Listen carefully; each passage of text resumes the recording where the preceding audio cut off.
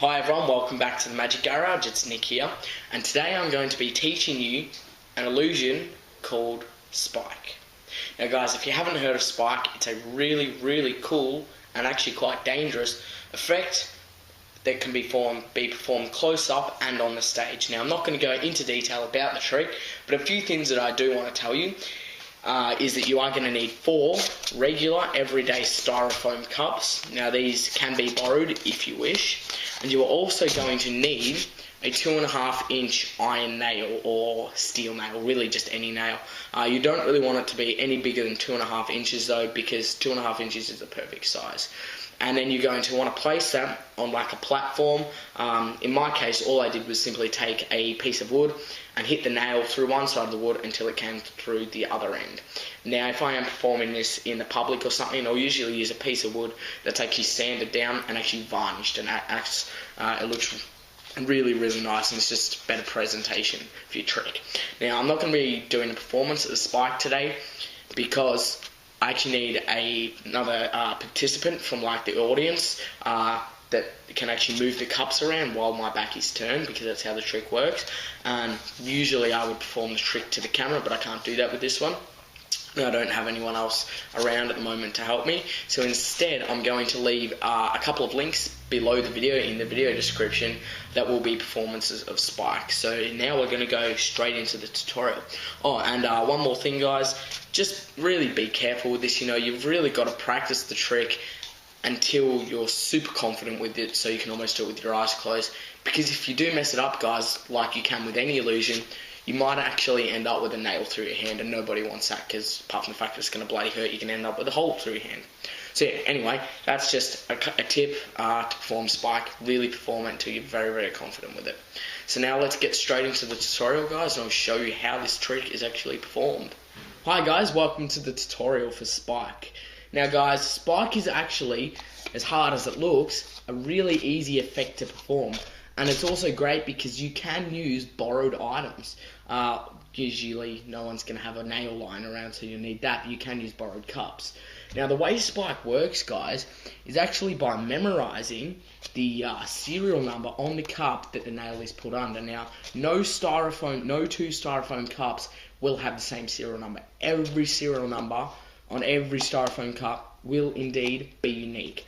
And that's what makes this trick so easy to perform. And you'll be surprised at the fact that no one actually realizes, because I mean, the serial numbers are quite easy to see guys.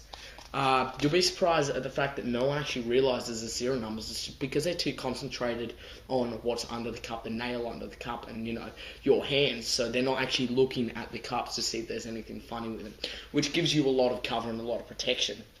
Now, let me start off by showing you guys what you're going to do. You're going to start off with the 4 cups, have them inspected if you like. I suggest you don't, because someone might see the serial number. Have one or two members of the audience. I actually like to use 2 members, and I'll tell you why in a minute. Have a member come up to a member of the audience, come up, and make sure that when you're starting, you know, the introduction to this effect, don't actually show everyone the nail, because no one's really going to volunteer if you tell everyone that you're going to use a nail, because they might, you know, think that you're going to use their hand or something. So hide the nail under one of the cups. Have a member of the audience come up, and then have them select a cup. First of all, take out the nail, obviously. And now, because they're actually already volunteering, they can't really walk off, you know. So take the nail out, have them select a cup, turn that cup over, and then now you're going to start pattering on about how you're going to play a game of Russian roulette. And you're going to say you're going to make it a little bit more dangerous and use a nail.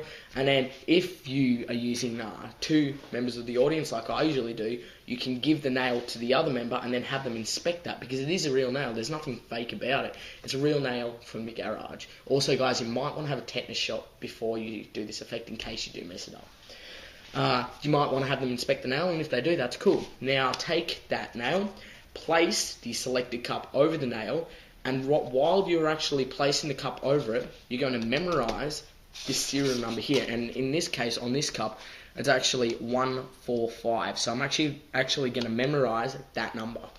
I'm then going to take the other 4 cups. You're going to take the other 3 cups, and place them in next to the cup, the selected cup.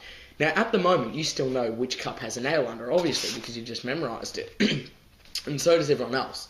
And you're going to say, now, generally, if we were going to play Russian roulette, I would be the person that would mix the cups around. But that's not really going to work here, because if I mix the cups around, I can still tell which cup has the nail under it, and you're just going to lift the cup that has the nail under it. And you say, so let's make it a bit harder. Now here's what's going to happen, guys. You're actually going to turn around, okay? You're going to turn your back to the audience. And you're going to say to the spectator, I don't want you to do anything tricky. I simply want you to take the cups and put them in any order you like, making sure you double check which cup has the nail under it. So they'd mix the cups around in any order they like, and you know, you would apparently have no idea which cup has the nail under it, da da da da da da. Once they mix the cups around, simply turn back around, guys.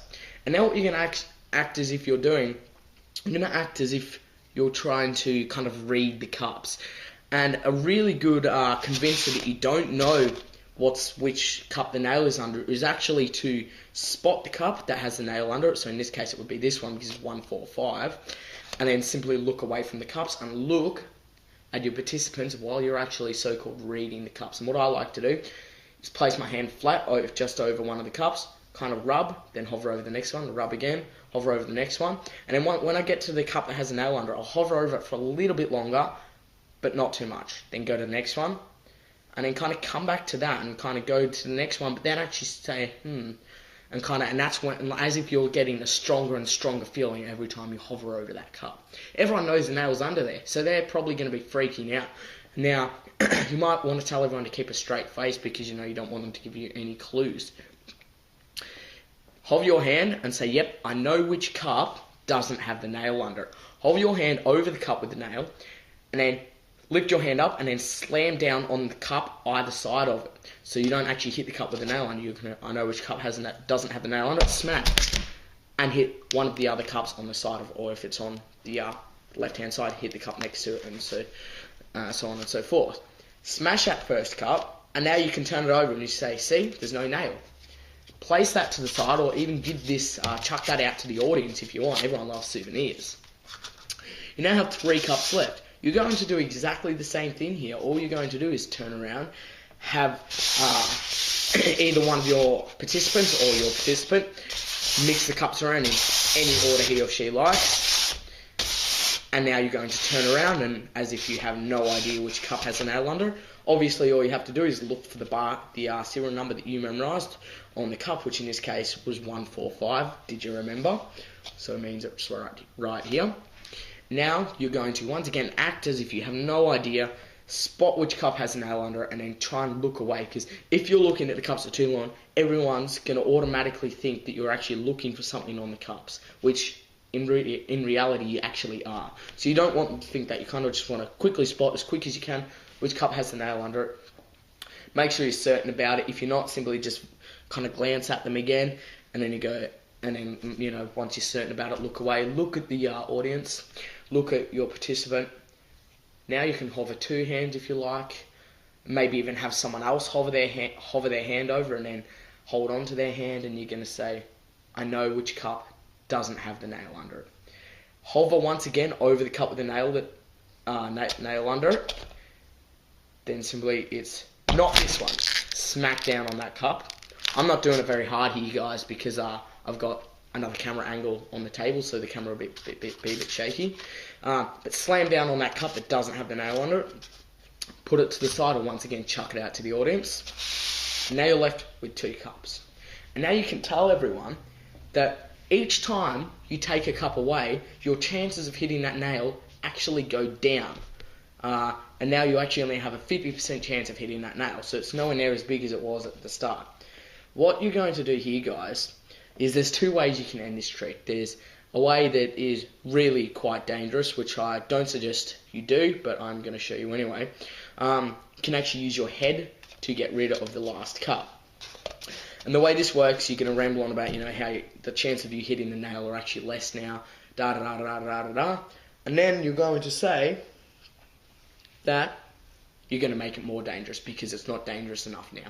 You're going to turn your back around have the audience move the cups to a selected part of the floor, which will be selected by you. Have them mix the cups around, and now you can simply bash the last cup with your forehead. And now that's an alternative way you can end Spike.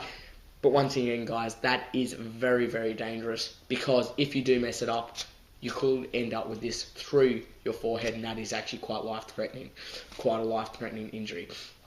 Having a nail through your hand isn't, okay? So I don't suggest you do that, but that's just an alternative way to end it.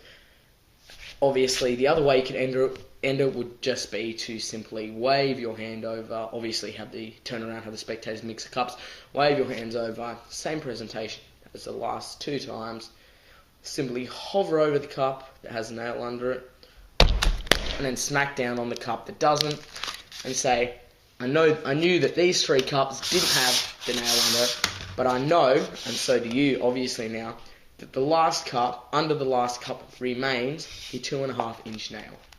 This, guys, the trick by itself, guys, Spike, really isn't that entertaining. All you're doing is smashing cups. It's really the presentation that matters here. So you need to be able to present this trick and perform it very, very well to get a good reaction. And if you can perform it well, then you are going to get an amazing reaction. It's a nerve-wracking trick. People love it. I love it. You're going to love it. I guarantee you, Spike really is an effect that hits hard. And it's also quite easy to perform. And as dangerous as it is, if you practice it enough, you should be able to perform it with very little risk. That, guys, is Spike. I hope you liked it. It's cool that I've got 2 cameras now. So from now I'm going to be shooting with 2 camera angles. And I'll see you all later. Peace.